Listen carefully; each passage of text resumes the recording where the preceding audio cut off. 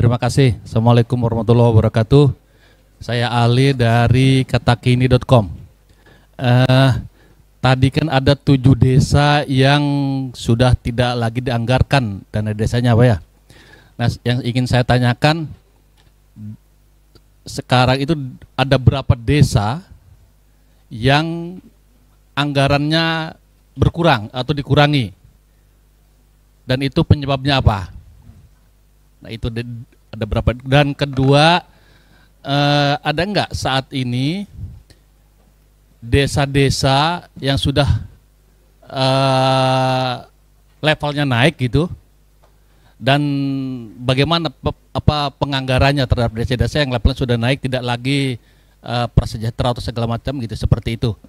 Apakah itu tetap diberikan anggaran dan jumlahnya seperti apa? Apakah ada penurunan atau justru akan dinaikkan lagi? Terima kasih, Pak.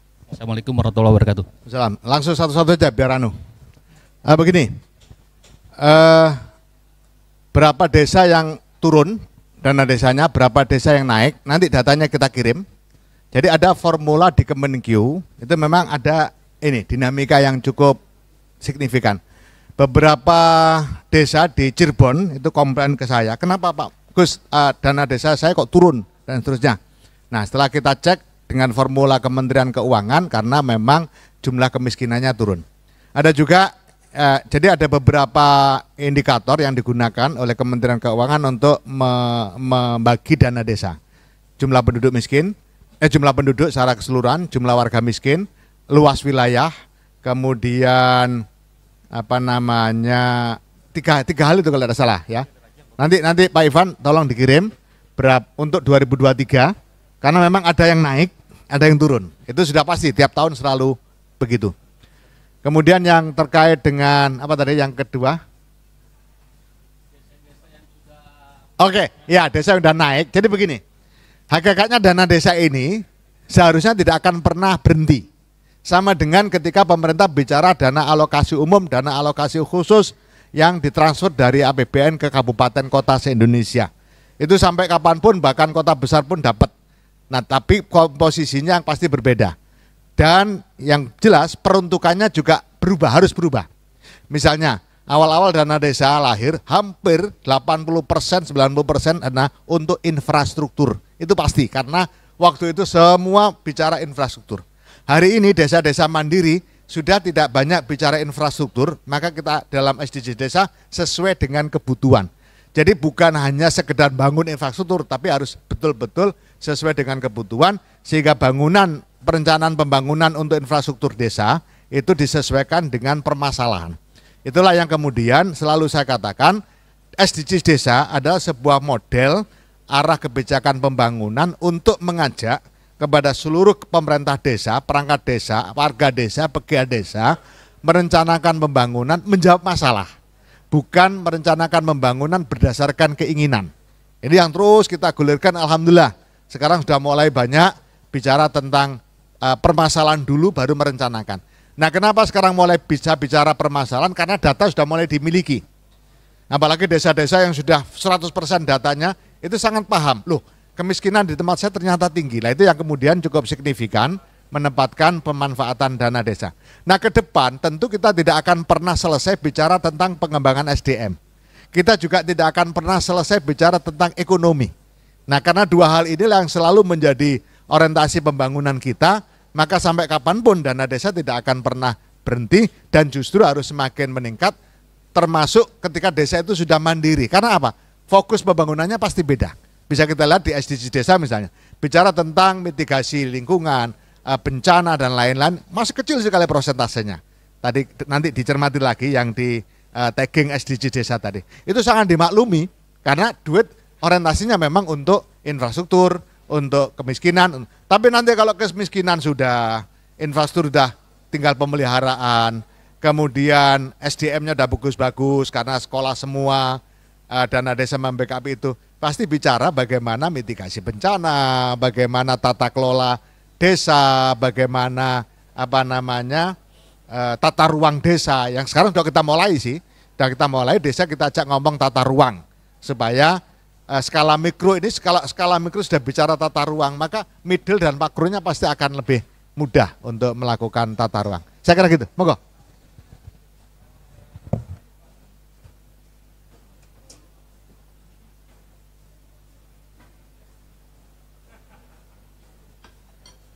Cek.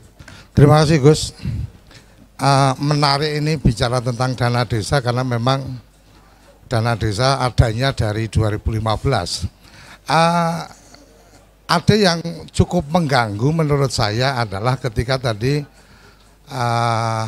dana desa yang secara komposisinya itu turun, ternyata bukan dari peningkatan pendapatan asli desa, tapi dari penerimaan sumber-sumber lain yang kemudian meningkat bagi hasil pajak, kemudian bantuan dari kabupaten, provinsi dan seterusnya. Nah, pertanyaannya sebenarnya lebih pada sejauh mana efektivitas dana desa ini mampu meningkatkan pendapatan asli desa, Gus. Karena apalagi tadi Gus Menteri menyampaikan tentang pendapatan asli desa itu juga ada yang karena dampak jalan tol dan seterusnya, artinya itu. Kemudian yang tadi disampaikan tentang angka-angka, ini kayaknya perlu diperjelas tentang angka-angka capaian dari jalan desa ini, Gus. Jalan terbangun 345.400 km. Pertanyaannya, ini membangun jalan baru atau peningkatan kelas jalan? Taruh kata dari jalan pertanian kemudian jadi jalan desa, atau kemudian total ini juga termasuk dengan pemeliharaan atau perbaikan jalan-jalan yang ada. Dan yang tadi disampaikan juga jembatan juga lumayan luar biasa dari catatan saya tadi. Jembatan ini panjangnya ada 2,7 juta meter atau 2.700 kilometer. Ini mungkin cara membaca angka, apakah ini luas, artinya panjang kali lebarnya jalan, atau kemudian panjangnya dan seterusnya. Mungkin dua hal itu yang menjadi menarik dengan dana desa. Tapi ada satu lagi, Gus, ini yang menarik. Pagi ini juga di DPR sedang ada pembahasan perubahan undang-undang desa yang kedua. Saya dengar Gus Menteri juga sempat menyampaikan tentang usulan-usulan atau wacana jabatan kepala desa, kemudian perangkat desa, bahkan yang terakhir juga peningkatan dana desa sampai 5 miliar dan seterusnya. Mungkin boleh juga kalau diberikan komentar, Gus. Terima kasih, Gus. Terima kasih. Pertama terkait dengan konfigurasi sisi pendapatan. Ini yang paling tinggi kan 3,4 triliun, itu penerimaan lain-lain termasuk hibah.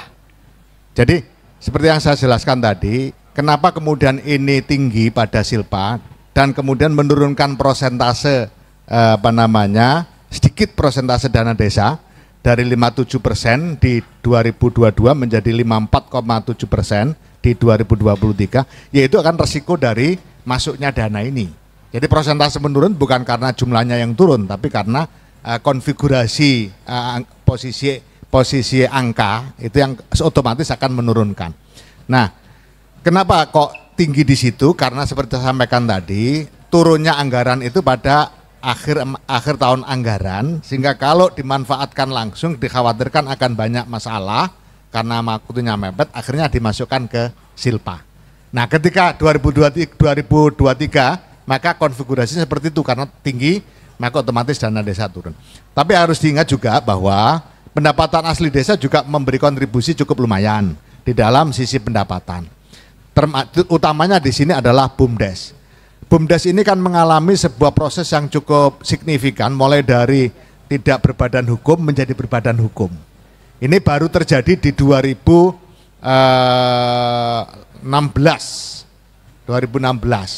Maaf, 2000 berapa? 2021, 2020 ya. Itu loh undang-undang apa namanya? Iya, Cipta Kerja apa namanya itu? Omnibus Law itu. Jadi BUMDesa menjadi badan hukum itu baru setelah akhirnya Omnibus Law. Sebelumnya tidak jelas identitasnya, maka dikatakan entitas hukum baru. Teman-teman di Kementerian Hukum mengatakan ini entitas hukum baru. Dulu dikatakan masuk PT nggak masuk, masuk yayasan bukan, dan seterusnya, sehingga statusnya tidak jelas. Nah, setelah sekarang statusnya jelas, sudah banyak hal yang bisa dilakukan oleh BUMDesa, termasuk di dalamnya bicara tentang ekspor. Banyak sudah beberapa desa menggunakan badan hukumnya, badan hukum BUMDes untuk komoditas ekspor. Sekecil apapun tapi diekspor, itu kan lumayan bagus. Berarti nanti bertahap akan terus melakukan peningkatan dan kita sangat memperhatikan dan fokus juga perhatian pada itu. Kemudian yang terkait dengan apa tadi yang kedua? Oh ya, hasil pembangunan. Oke. Jadi apakah jalan desa ini jalan baru atau peningkatan status? Yang pasti tidak ada yang namanya peningkatan status di desa.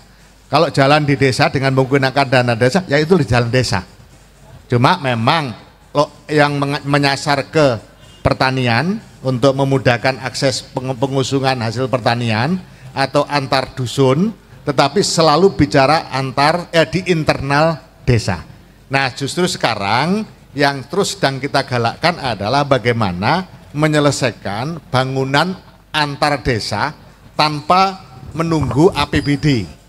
Nah, itu salah satu solusinya adalah kerjasama antar desa, sehingga aset yang tengah-tengah yang kadang-kadang tidak jelas kepemilikannya, ini milik desa A apa milik desa B, ini yang mereka selalu khawatir, sehingga sering kita temukan ini satu kawasan desa, kemudian jalannya bagus sampai batas desa. Nah, yang luar ini nggak jelas, nggak ada yang berani mengklaim dan nggak ada yang berani bangun. Karena apa? Karena belum adanya batas desa yang pasti. Kemudian masuk desa tetangga, bagus lagi. Nah, ini biasanya justru di persawahan, di daerah-daerah tengah antar desa itu banyak masalah yang terkait dengan lokus pembangunan. Termasuk misalnya yang melintasi jalan provinsi. Ada banyak sekali kita temukan yang kemudian berhenti karena belum digarap oleh provinsinya, sehingga belum bisa tembus. Kenapa? Karena itu adalah miliknya provinsi. Jadi ketika bicara tentang pembangunan infrastruktur jalan di desa, itu selalu bicara dalam lingkup skala kecil, skala mikro, ya di desa itu. Bagaimana dengan luas dan lebar dan kali panjangnya? Ya sementara kita mengasumsikan aja kalau di desa kita gak akan banyak bicara tentang lebar. Yang penting dari tidak ada menjadi ada, yang adanya tidak bisa dilewati menjadi bisa dilewati. Itu yang jumlahnya sekian ratus ribu. Termasuk jembatan. Jembatan kalau kita di desa itu kan macam-macam jembatan itu. Kalau kita ngitung jumlahnya jembatan, itu nanti akan timbul pertanyaan. Jembatan panjang, kecil, pendek dan seterusnya. Padahal antar dusun saja kita temukan jembatan ada yang 2 meter, ada yang 5 meter, ada. Nah, makanya di dalam sistem pendataan kita yang kita bikin sejak 2014 itu, sejak 2015 adanya dana desa, ya kita ngomong panjang meternya aja. Yang penting kita bisa memberikan satu laporan kuantitatifnya. Bagaimana kualitatifnya? Tentu ini urusan pengawasan internal di pemerintah daerah, pengawasan masyarakat, dan selalu saya katakan teman-teman, satu-satunya level pemerintahan yang perencanaan, penggunaan, dan pelaporan dananya yang paling transparan di dunia itu hanya di desa. Jadi saya tidak ngomong hanya Indonesia, dunia. Bagaimana tidak transparan? Mulai dari rencana kerja pembangunan desa sudah melibatkan tokoh masyarakat, tokoh adat, kelompok marginal. Sementara kabupaten, jangankan membahas RKA, rencana kerja anggaran. Saya jadi ketua DPRD Jombang 2 periode. Nggak pernah kita membahas rencana kerja anggaran melibatkan masyarakat, nggak pernah.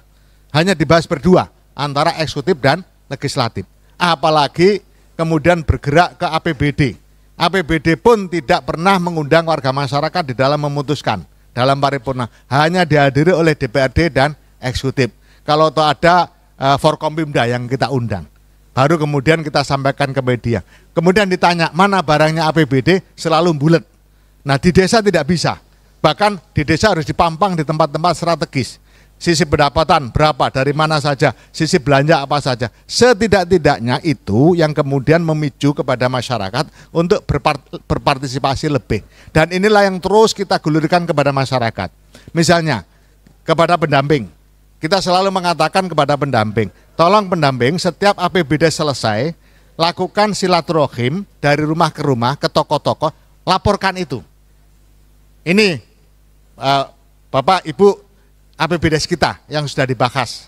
Ini rencananya dibangun di sana, ini untuk ini dan seterusnya. Supaya apa? Supaya mereka merasa menjadi bagian penting dari pembangunan di desa itu. Maka saya yakin kalau mereka menjadi bagian penting, maka pengawasan di dalam pelaksanaan pembangunan juga akan sangat transparan. Saya kira gitu. Satu lagi, oke.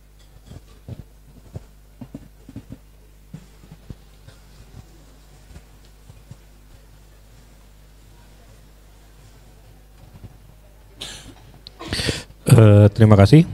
Saya Fahmi dari Times Indonesia. Izin bertanya, Gus. Tadi kan sudah dijelaskan terkait dengan Pagu Dana Desa 2023. Di mana kalau kita melihat data tadi di wilayah Pulau Sulawesi itu ada pagu terkecil 489 juta. Kemudian di Sumatera ada pagu per desa itu yang paling besar 3,8 miliar. Nah, apa yang menyebabkan ini menjadi paling kecil dan apa yang menyebabkan hingga Sumatera ini menjadi paling besar? Kemudian kalau kita lihat rata-rata memang Jawa Bali menjadi yang tertinggi. Tapi kalau kita lihat rata-rata ya, tapi kan kalau kita melihat per desanya, ini Sulawesi kenapa mendapatkan kecil? Apakah ada alasannya atau seperti apa? Dan Sumatera kenapa mendapatkan besar? Itu yang pertama. Yang kedua, target dari Kemendes sendiri ini dengan dana desa sebetulnya apa? Kalau tadi Gus Menteri bilang ini sesuai dengan kebutuhan desa. Nah, kadang-kadang kata-kata sesuai kebutuhan desa ini relatif gitu. Relatif artinya kadang-kadang desa memanfaatkannya yang bukan untuk menjadi kebutuhan masyarakat. Betul tadi disampaikan bahwasanya pendamping desa ini menjadi salah satu poin penting untuk menjadi pengawasan. Permasalahannya kadang-kadang pendamping desa ini sudah dikong-kali-kongin kadang-kadang Gus sama aparat desa, udahlah tenang aja gitu. Akhirnya masyarakat yang mendapatkannya pun kurang gitu. Jadi mohon tanggapannya terkait itu. Terima kasih Gus. Terima kasih. Yang terakhir dulu saya tanggapi karena itu yang sangat menarik dan justru disitulah letak tugas dan tanggung jawab saya. Memang tidak mudah ya mengajak merubah mindset masyarakat terhadap pembangunan desa dari kondisi statis apatis menjadi aktif. Contoh yang paling sederhana, dari konfigurasi Musdes itu sudah kita bikin sedemikian rupa. Musdes dihadiri oleh kepala desa, BPD, perangkat desa, perwakilan kelompok marginal. Jadi perwakilan warga miskin harus diundang, perwakilan dari difabel harus diundang, kemudian tokoh agama, tokoh adat harus diundang dan seterusnya. Termasuk perwakilan dusun, termasuk ruang untuk masyarakat hadir meskipun tidak diundang. Yang penting tidak berpendapat. Jadi hadir untuk menyaksikan proses musyawarah. Itu sudah kita buka sedemikian rupa. Tapi dalam perjalanannya ini terus terang belum sesuai dengan harapan. Misalnya apatisme, sudah diundang tapi gak hadir. Sudah diundang tapi gak pernah ada respon yang bagus dan seterusnya. Itu sangat kita maklumi karena memang kita berproses. Tahu-tahu nanti ada yang komplain, kita gak pernah diajak ngomong dan seterusnya. Misalnya ada yang komplain seperti itu. Kita coba turun, kenapa kok nggak? Ternyata dokumennya resmi, banyak undangannya, ada semua. Nah, kok kemudian komplain begitu, kita datangi satu persatu. Jadi ketika saya menemukan kasus seperti itu, selalu saya dalami. Karena ini kasus yang menarik, sebenarnya bisa digeneralisasi. Meskipun kita ada 1-2 laporan, yang kadang-kadang mungkin laporannya iseng ke saya, tapi saya respon dengan sangat positif, karena apa? Saya juga ingin tahu, gimana sih sebenarnya partisipasi masyarakat terhadap perencanaan pembangunan di dalam pelaksanaan bangunan dan seterusnya. Misalnya apatisme itu juga masih ada. Misalnya bicara tentang bagaimana kalau dana desa dinaikkan, apatisme masyarakat. Yang nanti yang untung juga kades, yang untung juga perangkat desa. Ini contoh. Tapi tidak apa-apa, itu berarti tantangan kita. Sama dengan yang sekarang lagi dibahas di DPR tadi, lupa sebelum saya respon. Jadi misalnya tun terkait dengan masa jabatan kepala desa 9 tahun, tunnya itu positif hanya di Kades. Ternyata di Kades pun positifnya tidak total. Mungkin teman-teman ingat, perjalanan mulai dari penyampaian aspirasi besar-besaran, kemudian beberapa hari kemudian ada asosiasi yang kemudian menyatakan bahwa tidak semua kepala desa ingin diperpanjang masa jabatannya dan seterusnya. Kemudian ada juga tone yang justru agak negatif dari warga masyarakat. Kalau diperpanjang, yang selalu kita wacanakan kan 9 tahun kali 3, 18 tahun. Pertanyaannya, lah kalau segitu kapan kita bisa menjadi kepala desa misalnya. Nah, tuntun itulah yang kemudian perlu menjadi bahan pertimbangan dari teman-teman di legislatif untuk memutuskan kebijakan apa yang terbaik untuk warga masyarakat. Tetapi bagi saya yang terpenting adalah masyarakat yang diuntungkan, masyarakat yang mendapatkan keberpihakan. Nah, posisi Kementerian Desa dalam konteks itu lebih pada menyiapkan telaah, dan ini sudah kita lakukan. Tinggal menunggu perintah Presiden perintah, lakukan telaah, berikan laporan, kita sudah siap. Kalau 9 tahun begini, kalau 2 periode 9 tahun begini, kalau 3 periode 6 tahun begini dan seterusnya, plus minusnya dan sebagainya. Itu tugas Kementerian Desa untuk melakukan telaah secara objektif dan kita melibatkan juga pakar-pakar di perguruan tinggi. Namun demikian kita tetap mengikuti apa yang sedang berproses di lembaga legislatif dan kita akan melaksanakan apa yang menjadi tugas-tugas perintah dari Pak Presiden untuk merespon apa yang sedang didiskusikan di lembaga legislatif. Pada intinya kita dukung untuk perubahan undang-undang desa karena yang terpenting sebenarnya bukan hanya semata-mata masa jabatan. Banyak hal yang harus dilakukan pembenahan di undang-undang desa. Misalnya perangkat desa. Perangkat desa itu statusnya sampai sekarang nggak jelas itu. Sebagai apa? Nah, itu perlu diperkuat di undang-undang, di revisi undang-undang desa. Makanya kita sangat mendukung dan berterima kasih lembaga legislatif sudah merespon itu dan sudah menindaklanjuti atau mengambil langkah-langkah menuju kepada perbaikan terhadap undang-undang desa. Kemudian yang terkait dengan desa yang terkecil dan terbesar penerima dana desa, seperti saya sampaikan tadi, salah komponennya antara lain jumlah warga miskin, jumlah penduduk, luas wilayah. Nah, nanti Pak Ivan tolong 2 desa ini dikirim ke teman-teman supaya profilnya bisa didalami betul. Oh, ini terkecil di mana? Maluku ya? Di Sulawesi. Kemudian ini terbesar di Sumatera Barat ya, terbesar ya. Nah, tolong dikirim profilnya, luasnya, geografinya, supaya teman-teman juga ikut ngawasi dan di sana juga ikut menjadi bagian penting dari pengawasan yang 3, sekian miliar tadi. Itu bukan barang kecil untuk di desa. Menurut saya perlu diglorifikasi ya, supaya semua tahu bahwa di situ ada dana desa yang sangat besar, sehingga warganya juga harus mulai ikut terlibat betul dalam pengawasan. Nah, yang terkecil juga mulai diperhatikan. Kasihan kok terkecil banget. Nah, bisa saja kemudian informasinya kurang lengkap sehingga ketika didalami sebenarnya nggak sekecil itu seharusnya kalau melihat formula yang disusun oleh Kementerian Keuangan. Saya kira gitu. Terima kasih Times dan teman-teman semua. Sukses untuk kita semua dan silakan melanjutkan menikmati hidangan yang tersedia. Mohon maaf kita lagi bahas tentang desa tapi hidangannya bukan sumber dari desa. Ya karena kita hidupnya di kota. Demikian terima kasih. Mohon maaf. Wallahul muwaffiq. Assalamualaikum warahmatullahi wabarakatuh.